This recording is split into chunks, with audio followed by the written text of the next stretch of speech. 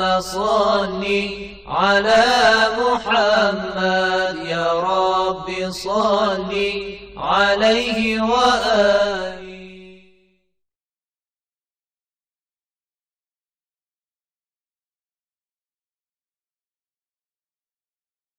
A'udzu billahi minasyaitonir rajim. Bismillahirrahmanirrahim. Alhamdulillahirabbil alamin wassalatu wassalamu ala rasulil awam Muhammadin sallallahu alaihi wa alihi wasallam wa ala ahli baitihi thayyibin tahirin. Para pemirsa dan pendengar yang dirahmati oleh Allah Subhanahu wa taala, marilah senantiasa kita bersyukur atas segala nikmat yang Allah berikan kepada kita, dan marilah kita selalu memupuk dalam hati kita sifat-sifat yang sempurna, karena dengan sifat-sifat yang sempurna kita akan bisa mendekati Allah Subhanahu wa taala. Pada kesempatan yang lalu kita telah menjelaskan sedikit tentang argumentasi kedua untuk membuktikan bahwa Allah adalah zat yang mengetahui dirinya sendiri. Kita telah menjelaskan tentang dua wujud, yaitu wujud materi dan wujud non-materi, dan kita telah menjelaskan sifat-sifat wujud materi. Adapun sifat wujud non-materi adalah wujud tersebut tidak memiliki batasan yang dimiliki oleh wujud materi. Makanya boleh jadi wujud non-materi bisa mengetahui semua fenomena yang terjadi di suatu negara dalam satu detik, dalam satu waktu. Artinya penghalang-penghalang yang menjadikan wujud non-materi itu mengetahui sesuatu, penghalang ini tidak ada. Seperti kita memiliki keterbatasan materi, di mana ketika ada satu pengajian dan mikrofonnya itu rusak, sehingga penceramahnya berceramah tanpa ada mikrofon, jamaah yang duduk di belakang ia tidak mengerti apa yang ia bicarakan. Kenapa? Karena kekuatan pendengarannya tidak bisa menggapai suara yang dikeluarkan oleh penceramah. Artinya materi adalah sesuatu yang terbatas. Kita kembali kepada pembahasan kita. Allah Subhanahu wa taala adalah wujud yang non materi. Artinya Allah Subhanahu wa taala tidak memiliki sifat-sifat materi. Allah Subhanahu wa taala adalah zat yang maha sempurna. Ketika Allah adalah zat yang maha sempurna, maka apapun yang menjadi kesempurnaan adalah milik Allah Subhanahu wa taala. Kita merupakan cerminan daripada kesempurnaan Allah Subhanahu wa taala. Ini adalah argumentasi yang kedua terkait dengan ilmu Allah tentang dirinya sendiri. Jadi ringkasnya, karena Allah adalah non materi, makanya tidak ada penghalang baginya untuk mengetahui sesuatu, termasuk dirinya sendiri. Seperti kita itu memiliki dimensi non materi.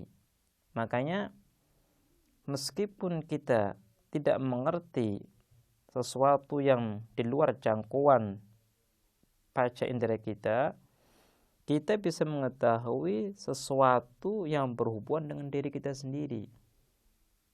Rasa senang, rasa gembira, rasa sedih, semuanya itu kembali kepada dimensi non materi. Makanya ketika kita ingin mengetahui perasaan kita tidak perlu panca indera kita.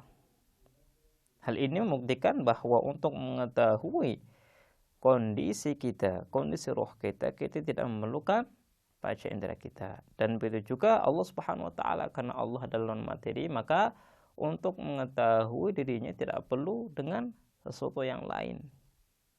Artinya dirinya hadir bagi dirinya sendiri. Seperti kita, diri kita hadir bagi diri kita sendiri. Ini adalah pembahasan tentang ilmu Allah tentang dirinya sendiri.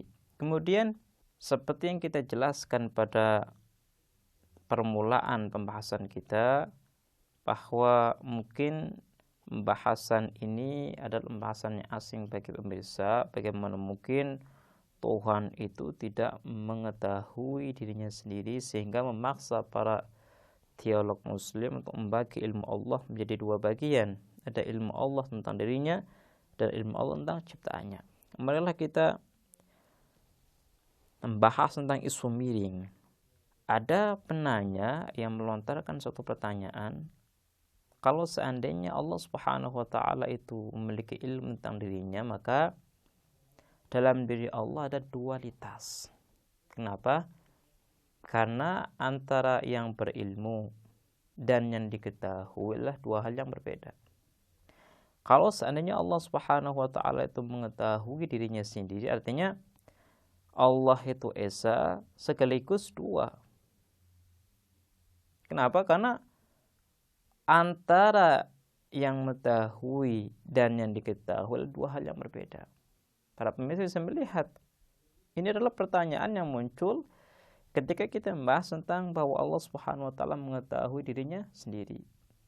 Kalau kita meyakini dalam pembahasan tauhid bahwa Allah itu tidak memiliki sekutu pertama, Allah itu tidak tersusun dari komponen-komponen. Nah, kalau kita gabungkan, sandingkan pembahasan tauhid dengan pembahasan ilmu, maka akan kontradiksi. Kenapa? Karena kita meyakini Allah itu esa, Allah itu tidak memiliki komponen, tapi ketika kita membuktikan bahwa Allah itu memiliki ilmu tentang dirinya sendiri, maka hal ini akan melazimkan atau berkonsekuensi dalam diri Allah ada dua sesuatu. Ada sesuatu yang mengetahui, ada sesuatu yang diketahui. Makanya perlulah kita membahas lebih dalam tentang jenis ilmu yang pertama. Untuk menjawab pertanyaan ini, kita harus menggunakan akal kita dan kekuatan analisis kita. Antara alim dan maklum, yang mengetahui dan diketahui,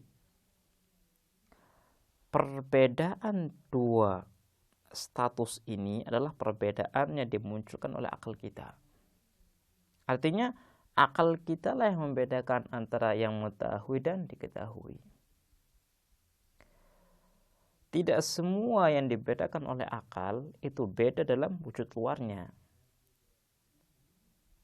Artinya ketika akal itu menganggap dua sesuatu ini belum tentu di wujud luar itu dua sesuatu pula, boleh jadi satu sesuatu. Seperti kaitannya dengan ilmu Allah Subhanahu wa taala tentang dirinya sendiri. Ketika Allah mengetahui dirinya sendiri dan Allah itu disebut alim yang mengetahui dan dirinya adalah yang diketahui, bukan berarti dua status ini melazimkan dalam diri Allah terjadi dualitas. Bukan berarti hal ini melazimkan bahwa Allah itu tersusun daripada komponen-komponen, bukan. Karena dualitas ini, dua status ini berbeda dalam ranah analisis akal.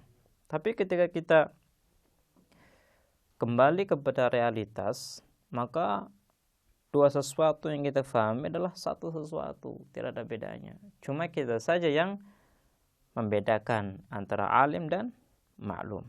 Ini adalah pembahasan tentang ilmu Allah tentang dirinya, dan insyaallah pada kesempatan yang lain kita akan membahas tentang ilmu yang kedua yang dimiliki oleh Allah, yaitu ilmunya tentang ciptaannya. Baiklah pemirsa, insyaallah kita akan lanjutkan bahasan kita.